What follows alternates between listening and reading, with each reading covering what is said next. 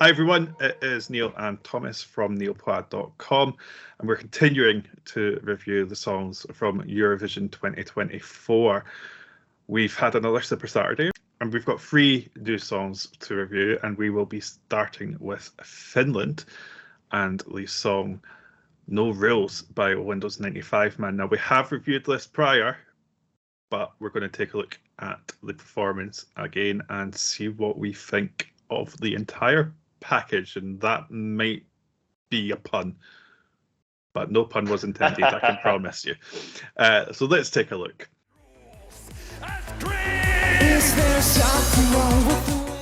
Also loving the socks and sandals like a real grandpa. I'm loving these flared jeans though. I kind of want a pair. Yeah. They look ridiculous, but I love them.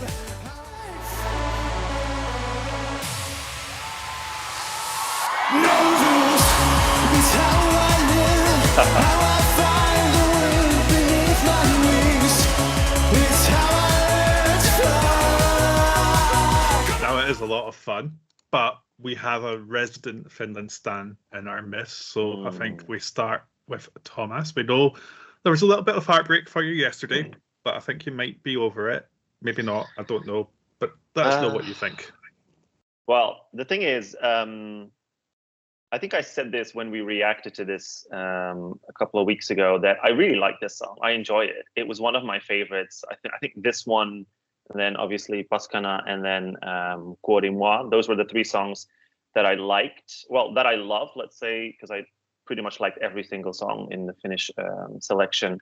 But I obviously did have Sara Sipula as my huge favorite. It wasn't just my favorite in Finland. It was my favorite in this entire national selection season for 2024. So I was pretty disappointed last night when she didn't win, because she came close. Actually, it was only about around 30-40 points. It wasn't like the biggest difference, because when the televote points came in for Windows95Man, I thought, okay, 280 something, that's a lot, but it's not the massive 470 something points that Karja did, or that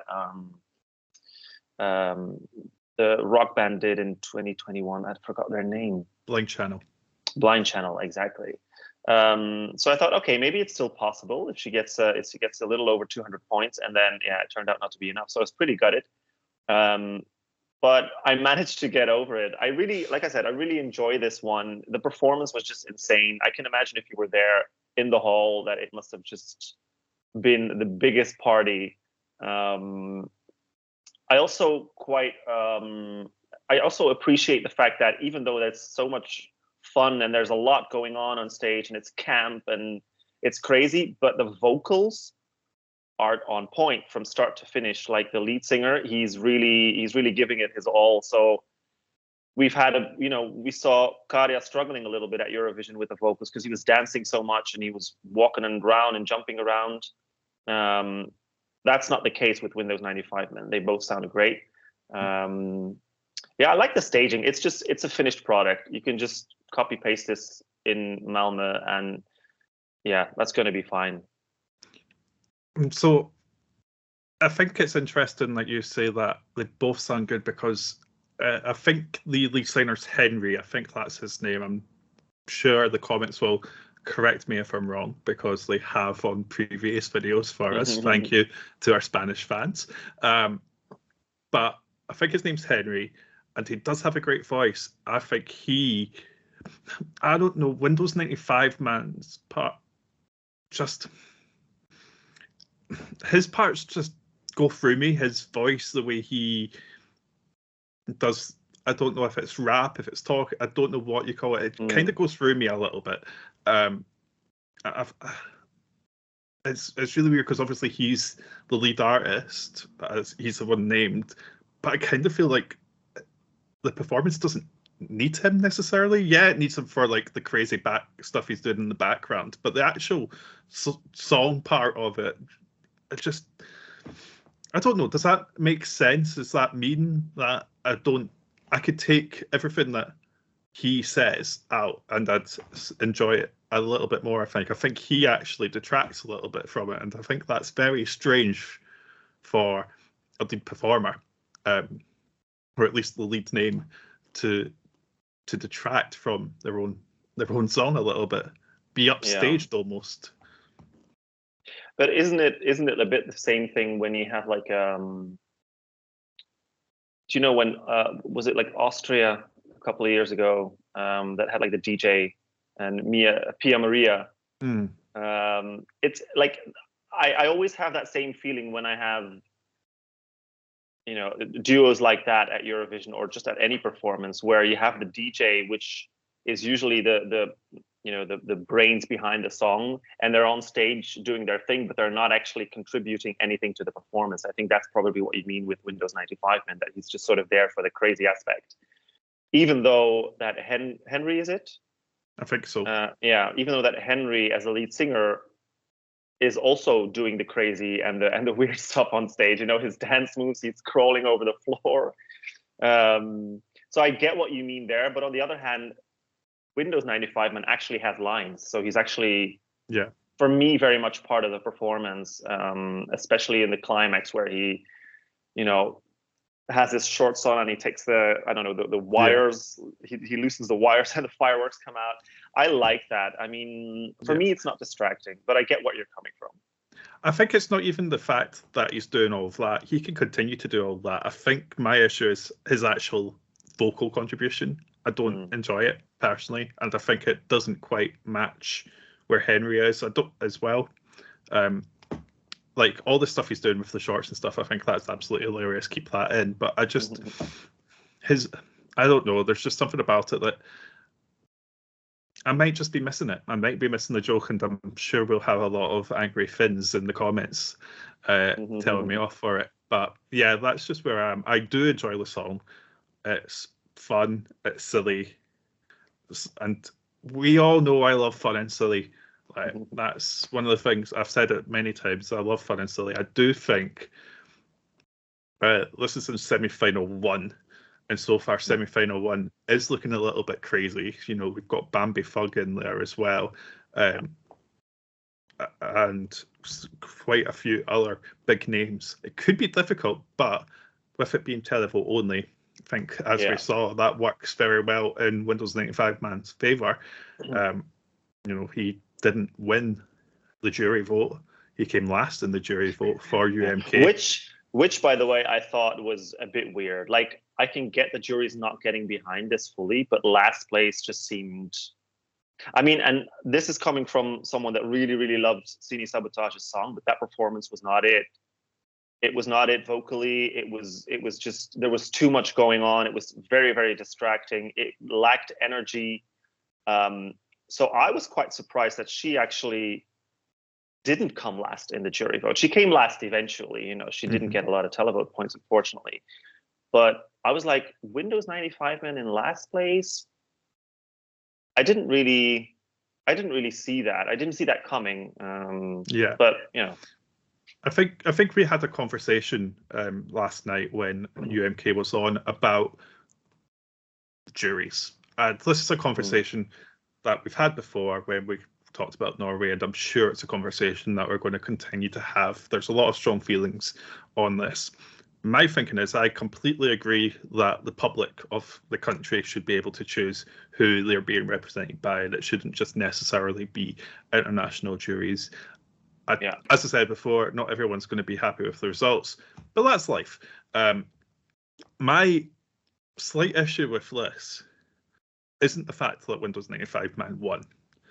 My issue with this is, I think the 25% to 75% split is really kind of just too much. It feels like there's no point in actually having the juries. You know, at this point, if you want to make sure you're giving a voice to the people, not to steal Mikhail Gabriel's song, but if you want to make sure you give a voice to people, just get rid of the jury. Especially if at the end of the day their points don't actually do anything. You know, I think if it was closer between Windows95Man and Sarah, I'd maybe be like, well, you could, but it's just so far removed that I was just like, what's the point? Get rid of it. And this is someone who I think, you know, juries have their place in Eurovision, but in national finals, do they matter as much? Is it about being competitive versus sending something that you believe represents you very well? The thing is, though, because I think when we were talking last night in a group chat, it was mentioned that international juries do sort of represent what the juries at Eurovision might go for. So in that sense, I do think it's good to have them in national selections, because it does kind of give you an inclination. Okay, so if we send this song, how is this going to fare with the juries? Because it is an important part of Eurovision. It's 50% of the total score. So that, there's that. And then I do agree with the fact that, the 75% versus 25%, it sort of feels a bit, I don't know, redundant. Like, it's not, it didn't really have a point in this particular national selection. However, I think it also just depends on how tight the televote gets. There was a pretty big difference still between Sara Sipula, who came second, and Windows95Man, who won the televote. I think it was still about 80 something points, which was a lot more than the difference they had between them from the jury. So in that sense, it doesn't change anything. It doesn't change anything about the results having those jury votes. But if the televote had been tighter, it could have probably meant that Sara Sipula won. If she, if Windows95Man had gotten over like something around 250 points and she got something similar, then she would have won. So I think, and we've seen that a couple of times in Finland, more so than in other countries, where the winner gets such a huge score compared to the rest of them. We've had that. It wasn't as huge this year, but it was still an 80 something points difference. It was a huge difference last year with Karia. It was a huge difference with Blind Channel. So that sort of like opens a debate, like, do we need these juries or not? So I agree with you, like, either you take them out completely, or you change the proportions and you do it like a 60-40 or something. But at the end of the day, if it was 60-40, then I don't know if Sara Sipula would have won. I haven't done the math. I know that if it had been 50-50, she would have. If not, maybe she would have won as well with a few points. I don't know. But then we would be having the debate, but why are these juries here? Because the Finnish public chose someone else. So it's a very, like you said, we've discussed it before. We're going to discuss it again in other videos, no doubt. It's just a touchy subject. You need those juries for some entries, and you'd rather get rid of them for others. That's just the way that it is. I do think there's some countries that work having the international juries, and there's some countries that work not having it. It's based on the country. I think with Finland, what we really see with them is they love choosing a entry that they feel like they've gotten behind. We've seen that with Blind Channel. We've seen that with Karia. We're going to see that with Windows95Man. I've got absolutely no question on that. So why not embrace that and make it just 100% televote for Finland? Because for Finland, that seems to work. There was a comment on our video for Nebulosa that stated, for the first time, Spanish fans don't really care where we come at Eurovision. We've got a song we can get behind. It doesn't matter. And that's where I love to sit, got a song that we're actually proud of. Yeah. I was a huge Mae Muller stan, and obviously I'm from the UK. We came 25th, but that didn't alter how I viewed Mae Muller's song. Like, still one of my favourites of the full contest from last year. So if Spain are having that, if Finland are having that, that's maybe a good steer for how to look at it. But that's just, again, our opinion. As we say, not everyone's going to be happy. You can do it any which way, and you can't really be fair for everyone. No. But I'm very aware that we have talked a lot about the jury. But before we get to the jury, do we think this will qualify in the semi-final? Yeah, there's no doubt. I just don't see it not qualifying. I think people have been saying on Twitter, oh, Finland is going from second place to bottom, or like last place in the semi, whatever. They're not going to make it. And I'm like, you're just salty because Sara Sipola didn't win. And granted, I was disappointed as well, very disappointed. But to say that this song is not going to qualify, come on, let's just keep it real. If you look at this performance, you cannot say that that was not a good performance. It scored very high with the televote, and it will score very high with the televote in the semifinal as well. This is going through.